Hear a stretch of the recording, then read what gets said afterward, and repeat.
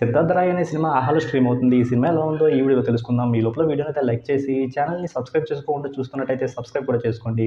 ఈ సినిమాకి సంబంధించిన టీజరు, ట్రైలరు, పోస్టర్‌లో చూసినప్పుడు 'అర్జున్ రెడ్డి' సినిమా అందరికీ గుర్తొచ్చే ఉంటుంది. ఈ సినిమా డైరెక్టర్ కూడా ఈ సినిమా గురించి మాట్లాడుతూ 'అర్జున్ రెడ్డి' సినిమా చూసిన తర్వాత ఇలా సినిమా తీయాలనుకునే ఈ సినిమాని తీశారని కూడా చెప్పారు.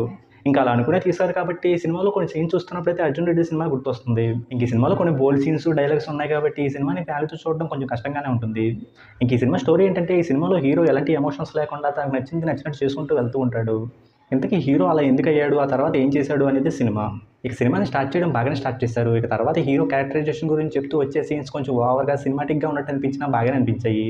అలాగే ఆ క్యారెక్టరైజేషన్ గురించి చెప్పడానికి కొంచెం ఎక్కువ టైం తీసుకున్నారు. ఇంకా అలా చెప్పిన తర్వాత అలాంటి క్యారెక్టరైజేషన్‌తో ఏం చేస్తారా అని చూస్తూ ఉంటే కాసేపటికి ఆ క్యారెక్టర్ నార్మల్ అయిపోయిందన్నట్టుగా చూపించేస్తారు. అలా చూపించడానికి చెప్పిన రీజన్ అయితే అంత స్ట్రాంగ్‌గా ఉండదు. తర్వాత సినిమాలో హీరోయిన్ హీరోతో లవ్‌లో పడిపోవడానికి కూడా సరైన రీజన్ ఉన్నట్టుగైతే అనిపించలేదు. ఇక సినిమా సెకండ్ హాఫ్‌కి వచ్చేసరికి హీరో క్యారెక్టరైజేషన్ నార్మల్‌గా అయిపోవడం వల్ల కొంచెం డౌన్ అయినట్టు అనిపిస్తుంది. అలాగే సినిమా కూడా లవ్ స్టోరీతోనే ముందుకు వెళ్తూ ఉండడం, కొన్ని సీన్స్ రిపీటెడ్‌గా వస్తున్న ఫీలింగ్ కూడా వస్తుంది. అలాగే సెకండ్ హాఫ్‌లో వచ్చే కొన్ని సీన్స్ కూడా కొంచెం ఓవర్‌గా ఉన్నట్టు, సినిమాటిక్‌గా ఉన్నట్టు అనిపిస్తాయి. ఇంక సినిమా క్లైమాక్స్ కూడా అంత ఇంపాక్ట్ క్రియేట్ చేసినట్టయితే నాకు అనిపించలేదు.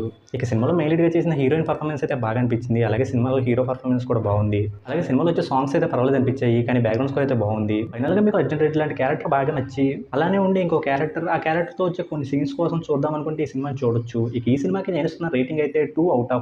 ఇక వీడియోకి వచ్చేసే ముందు అయితే వీడియోని లైక్ చేసి ఛానల్‌ని సబ్స్క్రైబ్ చేసుకోకపోతే సబ్స్క్రైబ్ కూడా చేసుకోండి.